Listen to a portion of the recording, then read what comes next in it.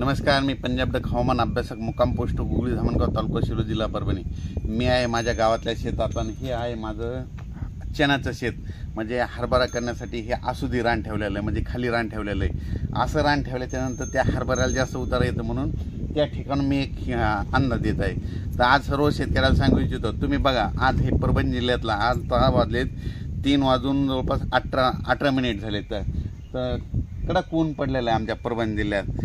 तर परभणी जिल्ह्यातले मला खूप शेतकऱ्याचे फोन आले म्हणून लगेच त्यांच्या माहितीच तो व्हिडिओ टाकण्यासाठी माझ्या शेतामध्ये आलो। तर आजपासून 23 ऑगस्ट म्हणजे आजपासून आमच्या परभणी जिल्ह्यातल्या सर्व शेतकऱ्याला सांगू इच्छितो, आज रात्रीच्या आपल्या परभणी जिल्ह्यात विजेच्या कडकडासह पाऊस येणार आहे म्हणून हा अंदाज लक्षात। आपल्या परभणी जिल्ह्यातच नाही येणार तर पूर्व विदर्भ, पश्चिम विदर्भ, दक्षिण महाराष्ट्र, उत्तर महाराष्ट्र, कोकण पट्टी, खानदेश, मराठवाडा सगळ्या विभागामध्ये म्हणजे आज 23 पासून ते 27 तारखेपर्यंत चांगला शेतातून असं पाणी बाहेर निघाला असा पाऊस पडणार आहे म्हणून हा अंदाज लक्षात येता। आपण आजचा व्हिडिओ झाल्यानंतर लगेच उद्या त्याला ह्या शेतातून पाणी वाहताना पुन्हा उद्या एक व्हिडिओ देणार आहेत म्हणून हे देखील सांगू इच्छितो, कारण की आज कडक ऊन पडलेलं आहे।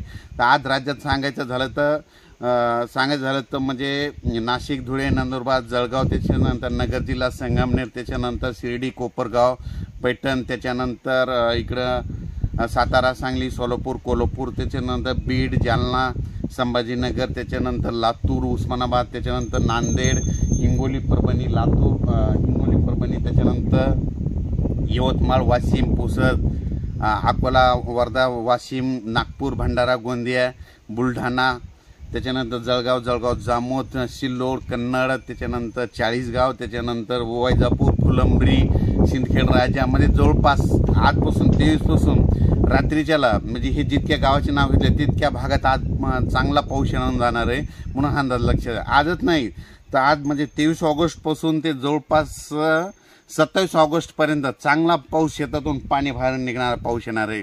काही तळ्यामध्ये आवक देखील येणार आहे म्हणून ही अंदाज लक्षात घ्यायचा। त्याच्यानंतर सर्व शेतकऱ्याला सांगू इच्छितो की राज्यामध्ये म्हणजे 28, 29 ते 30 ऑगस्ट दरम्यान 3 दिवस थोडं हवामान कोरडं राहील, पण परत 31 पासून पुन्हा 4-5 तारखेपर्यंत 4-5 सप्टेंबरपर्यंत पुन्हा जोराचा पाऊस येणार आहे। म्हणजे पोळ्याला यावर्षी पोळा पावसात जाणार आहे म्हणून हे देखील अंदाज लक्षात घ्यायचा। शेतकऱ्याला सांगू इच्छितो की म्हणजे आता बऱ्याच शेतकऱ्याचे फोन येलेत, पण कसं आहे अगोदर तुम्ही मागच्या मेसेजमध्ये सांगितलं की ह्या म्हणजे हे पाऊस ना प्रत्येक गावाला 2दा येऊन जाणार आहे, म्हणजे 27 तारखेपर्यंत 2 वेळेस येऊन जाणार आहे म्हणून हा अंदाज लक्षात घ्यायचा।